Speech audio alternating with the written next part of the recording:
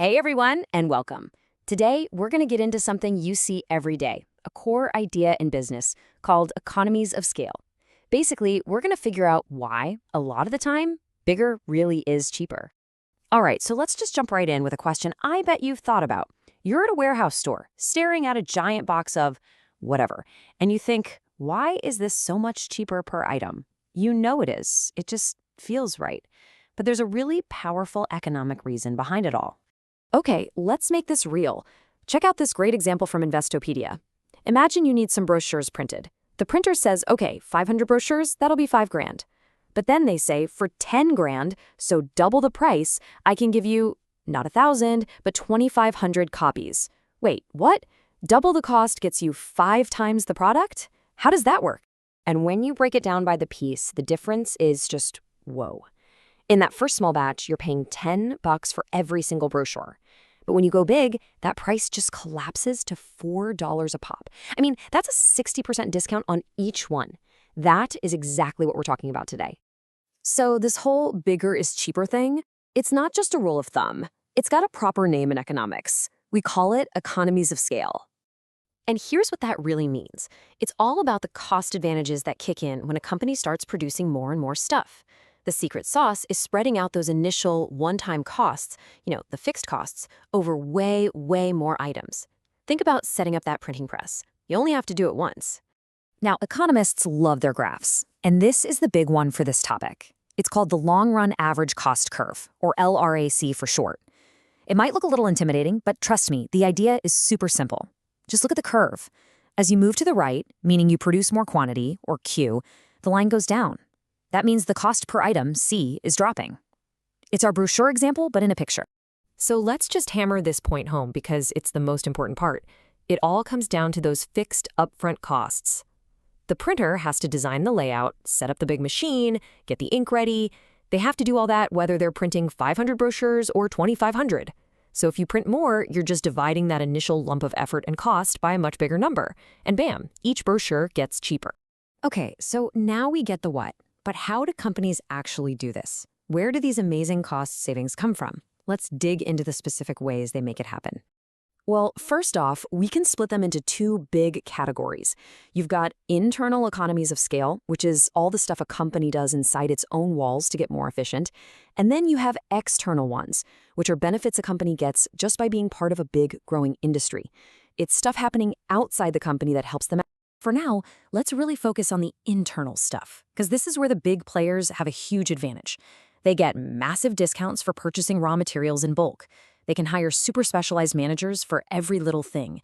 They get way better deals from banks, better financial terms, because, hey, they're a safer bet. They have the cash to invest in the absolute best technology. And think about marketing. They can run a crazy expensive Super Bowl ad, but spread that cost over millions and millions of customers. Okay, this next one is really cool. It shows that this isn't just about business strategy. Sometimes it's literally built into the laws of physics. It's called the square cube law. Check this out. If you take, say, a giant tank and you double its height, width, and length, the surface area, which is basically the amount of metal you need to build it, goes up 4 times. But the volume, the amount of stuff you can put inside it, goes up a whopping 8 times. So it actually gets physically cheaper to build more storage space as you get bigger. How wild is that? And look, this isn't just some abstract idea from a textbook. This constant chase for scale, for getting bigger and cheaper, has huge real-world effects. It shapes our entire economy. So let's talk about that impact. This push for scale is the engine behind so much of what we see in the business world. Why do companies do mergers and acquisitions? A lot of the time, it's to combine forces and get those scale benefits. It's why they form strategic alliances, to team up and share expensive resources. It's even one of the biggest arguments for free trade policies. The logic is that to be truly efficient, companies need a massive global market to sell to, not just a local one. Now, this is where it gets really interesting. What happens when you take this logic to its absolute extreme? Well, in certain industries, think about your water company or the power grid, the advantages of scale are so enormous that it makes 0 sense to have competition.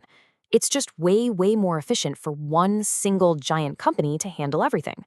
We call this a natural monopoly. I mean, can you imagine how ridiculously expensive and wasteful it would be to have 3 different companies laying down their own water pipes to your house? Okay, but here's the twist in the story. This bigger is always better train doesn't run forever. There's a tipping point, a point where getting even bigger starts to hurt, not help. And yep, economists have a name for that too, diseconomies of scale. So, how does that happen? Well, just picture a truly gigantic global company. It can become this slow, clumsy beast. Communication breaks down, you get endless layers of management, every little decision has to go through 10 different committees. Suddenly, the company's own size and complexity start creating all these new problems and costs, and they begin to cancel out all the benefits of being big in the first place.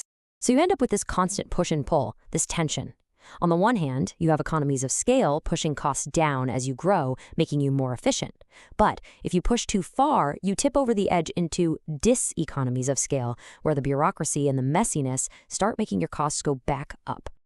Let's go back to that graph, the LRAC curve. Remember how it was sloping down? Well, we only looked at the beginning of the story. If a company keeps getting bigger and bigger, that curve eventually bottoms out, and then it starts to creep back up. That U-shape is the whole story. The upward slope, that's diseconomies of scale taking over. The cost for each item actually starts to rise again. So what's the big lesson here? It's that scale is, without a doubt, one of the most powerful forces in modern business. It's why our world looks the way it does. But it's not a one-way street to success. It's really a double-edged sword. There's a Goldilocks zone, a sweet spot for size, and getting too big can be just as bad for business as being too small. And that brings us to a really interesting question for right now. Everything we've talked about is mostly about physical scale, bigger factories, more stuff, bigger ships. But what about today? In our world of digital platforms, of software, of decentralized networks, what does scale even look like? What's the new version of bigger is cheaper? Now that is something we're thinking about.